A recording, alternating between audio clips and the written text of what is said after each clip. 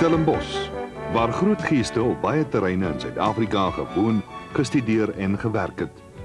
Die plek wat ook op die terrein van wingerdbou en wynkunde 'n pioniersrol gespeel het, om wynbou op 'n wetenskaplike grondslag te plaas. Die grondslag is gelê deur Abraham Isaac Perold, een van die beste wynkundiges wat die wêreld nog opgelewer het. Vandag bou Perold se opvolger steeds aan die hoë standaard van wetenskaplike navorsing wat hy daar gestel het.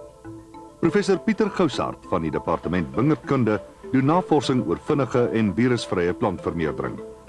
Die resultate is veral vir kwekerye wat deurlopend genoeg en goeie plantmateriaal aan wynboere moet verskaf belangrik.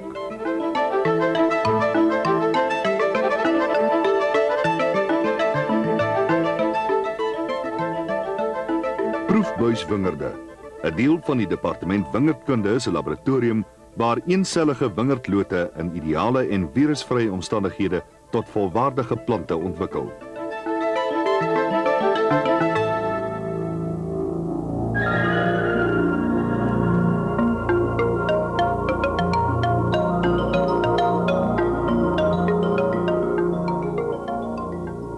Professor Joel van Wyk van die departement wynkunde is nie net 'n wetenskaplike van formaat nie, maar ook 'n gerespekteerde fynproewer.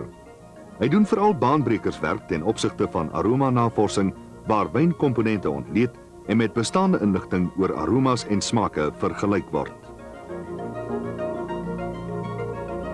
Studente in wynkunde kry ook geleentheid om hul teoretiese kennis in die eksperimentele kelder van die universiteit toe te pas. Hier is 'n dosent besig om die aroma en smaak van 'n student se wyn te beoordeel.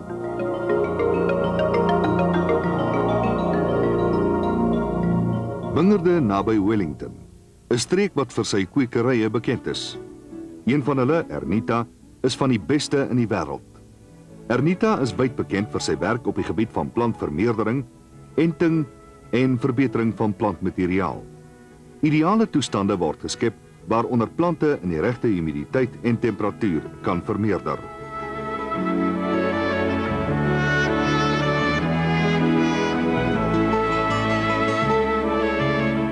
Ernita se aktiwiteite is onder wynmakers oor die hele wêreld bekend. Die navorsingskwekery is gestig om die bekende Nederburgse plantverbeteringsprogram te rugsteun. Navorsing word deurlopend gedoen om net die beste klone aan die bedryf beskikbaar te stel. Ernita plante dra ook die waarborg dat dit vry van plantsiektes is en gevorderde tegnologie word ingespan om te verseker dat virusvrye wingerdmateriaal gekweek word. Die aanwending van hitte en die ontwikkeling van antiserums is twee beproefde metodes wat gebruik word.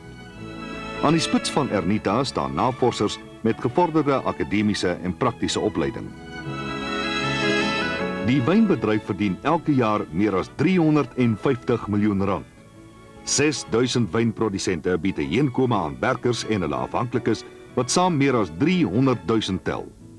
Die bedryf kan nietemin ineenstort en ellende veroorsaak as ons navorsers nie in staat bly om ons wingerde gesond en die kwaliteit van ons wyn hoog te hou nie.